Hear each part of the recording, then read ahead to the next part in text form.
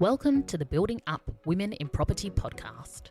I'm your host, Rebecca Bangura, and I'm thrilled to have you here with me today.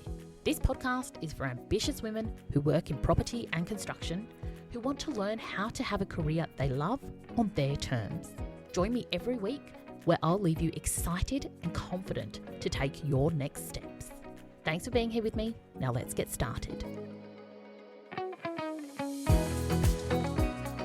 Hello! Can you believe that we are in May already? We are literally a third of the way through the year. And I don't know about you, but time is flying. But I thought this was a great time to check in and see where you are in terms of your career and what you want to achieve in your career this year. Hopefully at the start of the year, you set out some career goals. Maybe it was to get a promotion, maybe it was to upskill. It might have been any number of things, but I want you to reflect back on what your desires were at the start of the year and honestly reflect back on where you're at. You may have already achieved those outcomes that you set out to achieve, or you might be on track to do so, or you may be stuck. Things might not have gone very far in these last few months, and that's totally fine. But this is an opportunity for us to take stock, evaluate where we're at, and really consider what has worked to date, what hasn't worked, and what can you do differently. Because the last thing we want to do is wait another 2 or 3 or 6 months and not achieve any of your career goals this year. We want to make sure that you are taking consistent action towards the outcomes that you want. And today we are talking about reverse engineering your career, and it can be really helpful to apply some of these ideas to your own specific goals. So put some time in your diary to sit down and actually do this work, because goals are great, but if we're not checking in and monitoring our progress and refining as we need to, then we will never achieve the outcomes we want. And that's true for any goal we set, including our career. But back to reverse engineering. So I was having a conversation with a client the other day, and I spoke about how do we reverse engineer this, and she kind of looked at me blankly. And I realized that this is not necessarily a process that we all think to do when we are talking about our career goals. So I wanted to just spend a few minutes to take you through that process today so that you can understand what reverse engineering is, why you would want to do it for your career, how to do it. And also, there's always some pitfalls. So I want to take you through those as well so that you can take this exercise and do this for yourself and get really clear on what you are trying to achieve in your career and how you are going to do it. Okay, so let's get into it. What is reverse engineering? Reverse engineering is starting with the end goal and working backwards to create a roadmap in order to achieve those goals. So reverse engineering is starting with the end goal and working backwards to create a roadmap for how you will achieve those goals. And so when you think about your career, this is the process that you probably went through when you were in year 9 or 10 at school. You were thinking about what you wanted to be when you grew up, what your job was going to be, your profession, and you picked something. So perhaps you decided you wanted to be an engineer. And from there, you worked backwards. You got advice and did research to understand what the requirements were to be an engineer. You then explored university courses and you looked at the prerequisite subjects that you needed to undertake in order to be eligible to do the university course. And then you took those subjects, you picked those electives or those courses, and that's what you then went on to do for your HSC or your exams so that you were suitably qualified to take that next step in the journey, and so on and so forth. So that's reverse engineering. And this is a process that we typically apply quite early on in our career to give us that guidance for where we're going to. But often we don't use this process again. Instead, we follow the path of what others do around us, or our career is guided in response to opportunities that present themselves. And whilst there's nothing wrong with responding to those opportunities and seeing what interests you on the way, there are actually a lot of benefits of reverse engineering. But I'll be honest with you, I'm a project manager at heart and I love a good plan. And this reverse engineering process, it gives you that plan. It gives you that roadmap. And I do think this is a worthwhile process to go to because it gives you clarity. By analysing where you are now and where you want to go, you get really clear on the goal that you're trying to achieve. And that gives you focus. It gives you that North Star to work towards. And from that, you can look at the career paths that you could take to get there.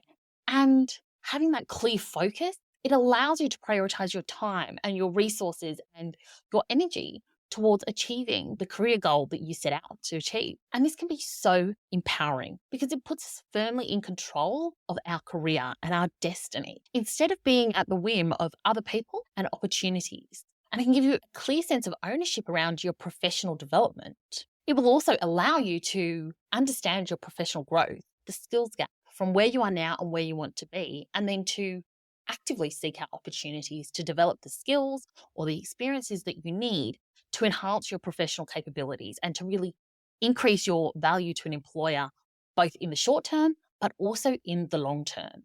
And to build that list of credentials and experience that you need to ultimately step into the role you want. Also, by going through this reverse engineering process, you will be better at making decisions because you'll be able to make informed decisions around job opportunities, career development and training, what organizations you're a member of or associations you're a member of, what events you attend. You have much more clarity and you're able to align what you do much more easily. And I think the final benefit is it can give you a huge amount of job satisfaction because by aligning your career goals with your skills and your interests and ultimately where you want to go, it means that every job is really purposeful and you are there to learn something specific or to gain a specific skill set there. It can be really rewarding to have that sense of purpose and connection and understanding of how all the pieces of your career will come together. So how do you do it? The first thing is to really get clear on what your career goal is. What do you want to achieve in your career? And this is about thinking long-term. What do you want to achieve in your career long-term? So think big picture here. Where do you want to end your career? What level do you want to be at? What field do you want to be at? What title? What type of organization? Get clear on as much of this as possible. And from there, you can break down your short-term objectives. Now, I know that some of you will have just freaked out at the idea of how do I know what I want to do in 20, 30, 40 years' time? Okay, I get it. It can be very daunting to think right to the end of our career, especially if we are in the earlier stages at the moment. But I want to be clear that going through this process is not nailing that decision down. It is not a fixed point. We are going through the exercise of reverse engineering what you want in order to give you clarity and direction.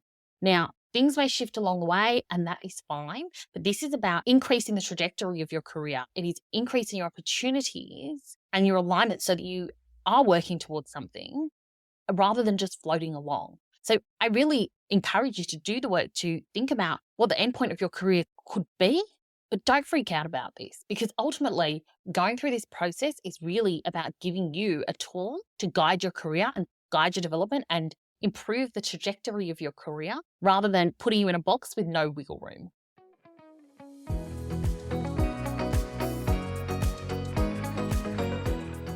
I hope you've been enjoying the episode. I wanted to take a moment to let you know about my free Career Confidence Masterclass. This is for ambitious career-orientated women who are ready to stop playing small and to confidently create a career you love. Head over to my website, beautifuldisruptions.com for more info. Now let's get back to the episode.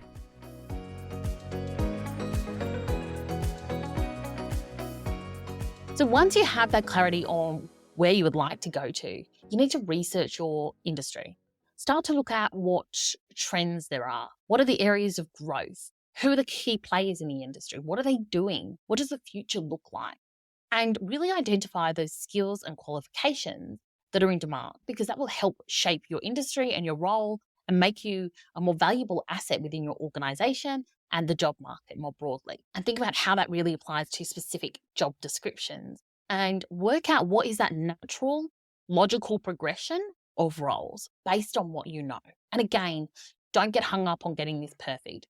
This is a planning exercise. It is not set in stone. Once you know those different roles and those different career stepping stones, look at the skills you need for them. And what is the skill gap between where you are now and that next role? And then work out how can you fill that gap. Is it formal training? Is it coaching? Is it leadership development? Is it industry knowledge and reading books? There are so many ways we can gain information and skills these days. Think about what works for you and start to map that out. And then take all of this information and put it together in a plan. So you have on a page or a couple of pages, a rough roadmap for your career, starting from where you are right now to where you want to be. And again, going back to what I said before, this really does help with the decision-making process because it allows you to say no to anything that isn't aligned with your roadmap. It stops you veering off course or burning unnecessary energy in an area that is not relevant to your end goal. And once you have this clear plan in place, it allows you to start taking action, right? You can start acquiring new skills and pursuing new opportunities straight away. You can also start then building your network to really support where you're going, not only in the short term, but in the longer term. You can start to establish your personal brand and your reputation in the area you want to be known for, as well as build the connections with the people who will support you across your career. And then, as I said before, put in place a formal plan for how to monitor your progress, because what we track, we improve. And so I would like to suggest block an hour out in your diary every month just to check in with your career plan and see where you're at. And again, those 3 questions I always ask: what's working? What isn't? What can I do differently? And use that as your guide to tweak and modify as you need to. Now, with all that said, there are a few pitfalls to the reverse engineering approach. And I touched on one of them before, which is focusing too much on the end goal. So whilst it's really important to have that clear idea on where you want to go in your career, it can mean that you put blinkers on to other opportunities that may be valuable or interesting or exciting to you on the way.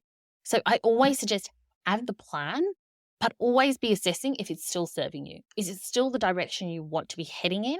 And know that it's your plan. You get to change it anytime you like, but do it from a place of clarity and intentionality. Now, another pitfall is that people can sometimes get too focused on the qualifications and the technical skills that are needed and not actually invest enough time and energy in their soft skills. Soft skills are so important. They are how we interact with teams, how we communicate, how agile and adaptable we are. So make sure that they form part of your plan for your own development and your own growth, because they are crucial skills to have, especially if you want to end up in a leadership role. And don't overlook those, because there are lots of people who are technically excellent but are useless leaders or useless managers. So be really mindful of developing those skills as you go. And the final pitfall I see happen is that people can get so singularly focused on what they're trying to achieve that they don't leave room for external factors or seeking other people's feedback and insight. Now, external factors can be industry trends or job market trends. So you want to make sure that you are really aware of those things through your career journey. And similarly, you also want to make sure that you are seeking inputs from people who have insight. So that may be from mentors or peers within the industry. It may also be from managers who can often provide a really good mirror as to where you're at right now and opportunities to improve and develop. So don't keep this plan to yourself. Let it be something that you use as an active roadmap in guiding your professional development and your career path. And I really do think this process of reverse engineering is really a valuable exercise, but it is also important to really remain flexible. Don't get too rigid and set in the plan. Be open-minded and focus on your own personal and professional development. And my final thought on this is to remember that in order to create any result, it requires patience, it requires dedication, and it requires hard work. But if you have clarity on the goal and you have a sound strategy in place and you're taking consistent effort, it can lead to a really successful and intentional career. So play around with this idea, right? Have fun with it. And if you would like help on navigating your career and how to step up and become that impactful leader, then please reach out to me. Like, come over onto LinkedIn and say hi, or head over to the Beautiful Disruptions website and you can always book a time to have a chat and we can actually brainstorm your career together and what the roadmap might look like. And I'll pop a link in the show notes to book some time if that's something you'd like to do. I want you to leave today's episode with wherever you are in your career and wherever you're trying to get to, if you want to be successful and have that rewarding, impactful career, then you need to take responsibility and ownership to make it happen, because it can happen. And we need more women like you to step into leadership roles. So it's time to stop playing small and get into action. Start planning, start thinking about the future and what you want to create and where you want to be and make it happen. Okay, my friend, have a beautiful day. I'll see you next time.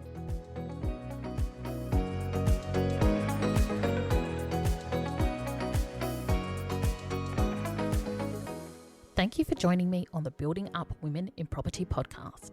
I'm Rebecca Bangura, and if you'd like to learn more about what I do, head over to LinkedIn and connect with me.